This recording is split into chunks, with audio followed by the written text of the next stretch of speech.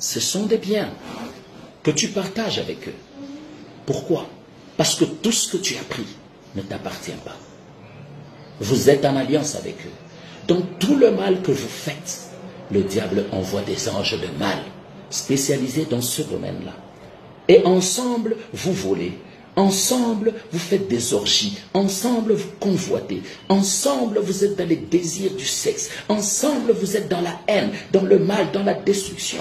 Bien-aimés dans le Seigneur, ces anges du diable et le diable lui-même sont participants aux alliances que tu fais. Quand tu as volé, le bien que tu as volé ne t'appartient pas. Il appartient à toi le voleur et aux anges du diable qui t'ont accompagné. Voilà pourquoi les biens obtenus dans le mal ne durent pas et ne produisent pas de plaisir.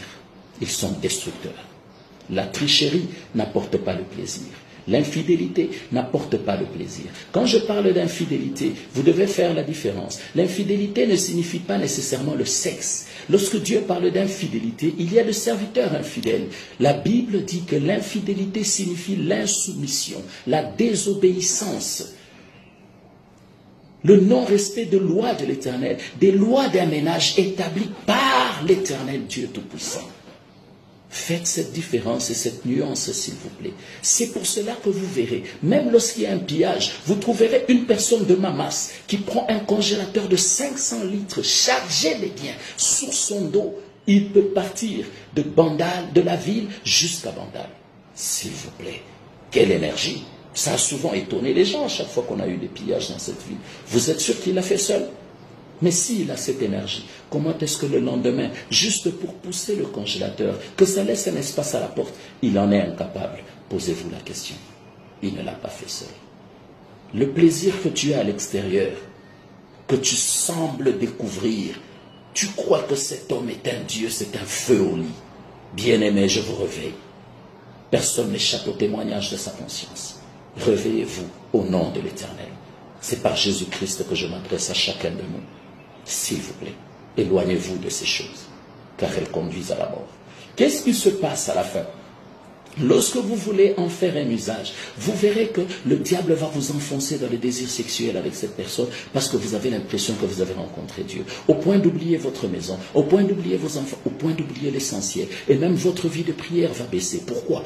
Parce que les cris et le bruit, le plaisir que vous sentez, vous avez l'impression que vous avez atteint la gloire. Les choses que vous avez volées, vous croyez qu'elles vous ont donné du plaisir. Parce que vous avez volé peut-être pour acheter une voiture. Mais c'est quoi une voiture?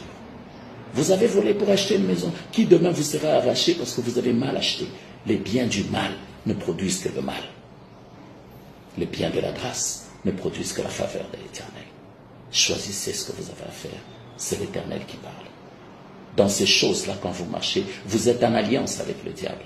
Et c'est dangereux pour la foi. C'est dangereux pour l'Église. Ces choses sont entrées dans l'Église. Les gens ont mis les désirs de la chair au-dessus des désirs de l'esprit. Le message de l'Évangile n'atteint plus les cœurs. Or, la Bible déclare, lorsque Jean a entendu parler du Seigneur, il a vu le Seigneur, il a baptisé le Seigneur. La colombe qui avait quitté l'arche de Noé avec la feuille d'olivier est descendue sur le Fils de l'homme. Et le ciel a ouvert sa bouche pour dire, voici mon Fils bien-aimé, en qui j'ai mis toute mon affection. Écoutez-le. Même Jean-Baptiste ne savait pas que la quantité d'eau qu'il prenait dans sa main avait le pouvoir d'ouvrir la porte du ciel et la bouche du ciel pour qu'elle s'adresse. Moi, je dis à quelqu'un ce matin, le ciel peut encore parler en ta faveur. Mais le message que j'étais amené aujourd'hui, c'est pourquoi laisses-tu le diable porter ton manteau et t'accuser dans la présence du Seigneur? Lorsque les désirs de la chair prennent prédominance, le diable vous encourage dans ces choses. Il vous accompagne, il envoie ses anges, vous augmentez le plaisir. Ces choses-là vous éloignent de la face du Seigneur. Le diable prend plaisir parce qu'il est patient. Il vous emmène jusqu'à ce qu'il vous mettra loin de la face du Seigneur. Quand vous serez isolé parce que vous n'avez pas obéi à la loi de Dieu, vous êtes dépouillé de la protection que vous aviez, parce que vous n'avez pas écouté Dieu, mais vous avez écouté le diable. À ce moment-là, ce n'est pas le diable qui vous frappe, bien-aimé. Faites une nuance et méditons, prions bien. Ce n'est pas le diable qui nous frappe, c'est Dieu qui nous frappe. Pourquoi? Parce qu'à ce moment-là, quand le diable a réussi à vous convaincre du mal, vous en réjouir et vous éloigner de la face du Seigneur, il est sûr que vous êtes loin de la face de Dieu. Le diable vous fait porter le manteau du mal qui lui représente. Et il porte votre manteau, qui est le manteau de la vérité, le manteau de la repentance, le manteau du pardon. Couvert de ce manteau, lorsqu'il monte vers les seigneurs, le diable ne va pas mentir, parce qu'avec les mensonges, aucune porte du ciel ne lui sera ouverte.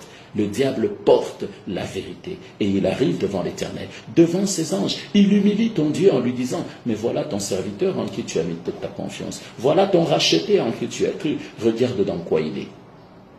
Et lorsque la colère de Dieu arrive, Dieu te frappe. Ça ne veut pas dire que Dieu ne t'avait pas vu. Dieu t'a vu. Mais Dieu attend de toi la repentance. Car la Bible déclare, pour tout celui qui tombe dans le péché, s'il se relève, il est digne du royaume. Pas si on le relève, si il se relève. C'est-à-dire, c'est ta part. Et la Bible va plus loin, il dit, celui qui s'humilie et revient de ses mauvaises voies, se repent de son péché, à l'instant, moi l'Éternel son Dieu, je suis juste et bon pour pardonner son péché et n'en garder aucun souvenir. Alors bien-aimé, Dieu est capable de pardonner. Quitte cette alliance avec le diable. Parce que s'il t'isole, c'est Dieu qui te frappera. Vous avez pris la nature de dire, le diable a frappé, le diable a fait. Non. Le diable est malin et rusé. Le diable te met dans une condition où Dieu va te frapper. Celui qui frappe, c'est l'Éternel parce que tu as péché. Alors, bien-aimés, quittons le péché. Revenons au premier amour. Revenons à l'Éternel Dieu qui a besoin de nous. Revenons à l'Éternel qui a donné Jésus-Christ en sacrifice à la croix pour notre salut. Aujourd'hui, si Dieu n'est plus appelé le Dieu d'Israël, mais le Dieu des nations, si le Dieu d'Abraham est appelé le Dieu de Cyril, est appelé le Dieu de Pamela, est appelé le Dieu de Lydia, est appelé le Dieu de Joe, le Dieu de Christian, le Dieu de Doudou, d'Olivier, de Serge et de Mamie, Dieu, le Dieu de mes enfants, le Dieu de ma postérité, le Dieu des générations, c'est à cause du sacrifice de la croix. C'est à cause du sang qui a coulé de Gethsémane à la croix. Alors, bien-aimés, réveillez-vous, revenez au premier amour. Retirez votre manteau que vous avez donné au diable pour qu'il n'ait pas accès dans la présence de Dieu. Si à un être humain, il est autant difficile d'accéder au ciel comme faire passer une vache par le trou d'une aiguille, bien-aimés, préservez ce que Dieu vous a donné. Dieu nous a donné son esprit, et son esprit a des missions en nous. Nous enseigner, nous justifier, nous consoler et nous faire marcher dans la crainte de l'Éternel. Alors, devant quelque situation que ce soit, ne te justifie pas. Et remarque bien, chaque fois que tu essaies de te justifier, tu perds la raison, parce que c'est la mission du Saint-Esprit. On n'aide pas Dieu.